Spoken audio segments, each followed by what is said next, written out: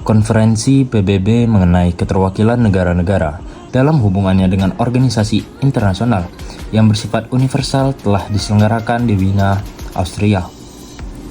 Sejak 4 Februari hingga 14 Maret 1975 yang dihadiri oleh 81 negara, 2 negara peninjau, 7 badan khusus, 3 organisasi antar pemerintah, dan 7 wakil dari Organisasi Pembebasan Nasional yang dilakukan oleh Organisasi Persatuan Afrika atau Liga Arab. Konferensi kemudian menyetujui konvensi tersebut yang terdiri dari 92 pasal dan terbuka untuk penandatanganan sejak 14 Maret 1975 hingga 30 April 1975 di Kementerian Luar Negeri Austria. Kemudian diperpanjang sampai dengan 30 Maret 1976 di New York. Konvensi mengenai keterwakilan negara dalam hubungannya dengan organisasi internasional yang bersifat universal kemudian lebih dikenal dengan Konvensi 1975. Urgensi perumusan konvensi ini sebenarnya didorong oleh situasi di mana pertumbuhan hukum internasional begitu cepat, baik jumlahnya maupun lingkup masalah hukum yang timbul akibat hubungan negara dengan organisasi internasional.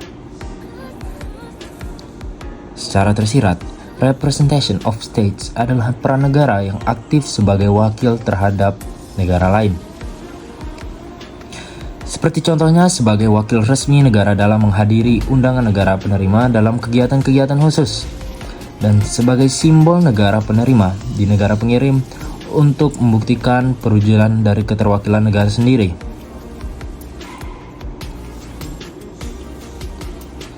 Keistimewaan perwakilan negara.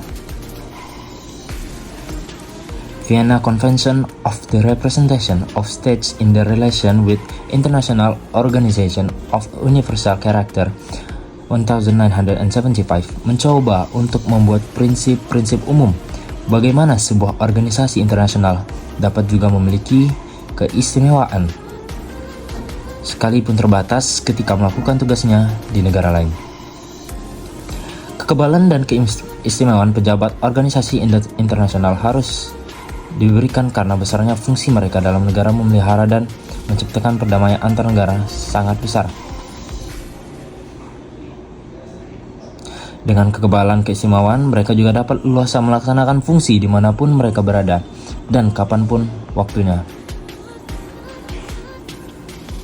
Di dalam praktiknya, prinsip keanggotaan suatu organisasi internasional tergantung pada maksud dan tujuan organisasi, fungsi yang akan dilaksanakan, dan perkembangan apakah yang diharapkan dari organisasi internasional tersebut. Prinsip keanggotaan dapat dibedakan antara prinsip universalitas dan terbatas atau selektif.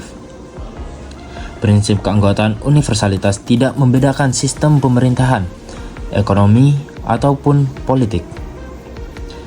Kedudukan negara dalam Konvensi Wina 1975 berdasarkan pasal 2 adalah lebih meliputi perwakilan suatu negara dalam hubungannya dengan setiap organisasi internasional yang bersifat universal. Dan kedudukan negara ketika keberadaan perwakilannya dalam menghadiri konferensi-konferensi yang diatur atau berada di bawah perlindungan dari organisasi tersebut.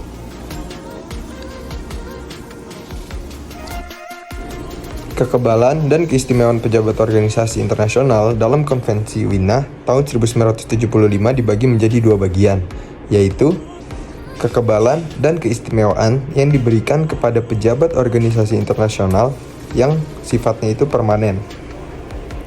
Selanjutnya, kekebalan dan keistimewaan yang diberikan kepada pejabat organisasi internasional yang bersifat sementara, yaitu delegasi suatu negara yang dikirim oleh negaranya untuk menghadiri suatu acara yang diadakan oleh organ-organ tertentu atau bisa juga untuk menghadiri konferensi.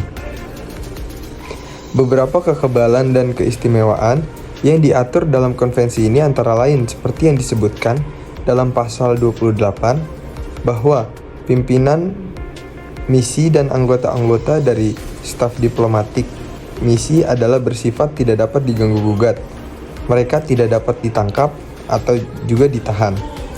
Selain kekebalan pribadi, Seorang pejabat organisasi internasional juga mempunyai kebebasan bergerak di pasal 26 dan kebebasan berkomunikasi pada pasal 27. Serta beberapa kekebalan dan keistimewaan lain seperti yang diatur dalam pasal 32-35 untuk seorang pejabat organisasi internasional yang bersifat permanen. Pada pasal 9 menjelaskan bahwa sesuai dengan ketentuan pasal 14 dan pasal 73, negara pengirim dapat dengan bebas menunjuk anggota misi. Mandat dari kepala misi akan dikeluarkan oleh kepala negara melalui Menteri Luar Negeri.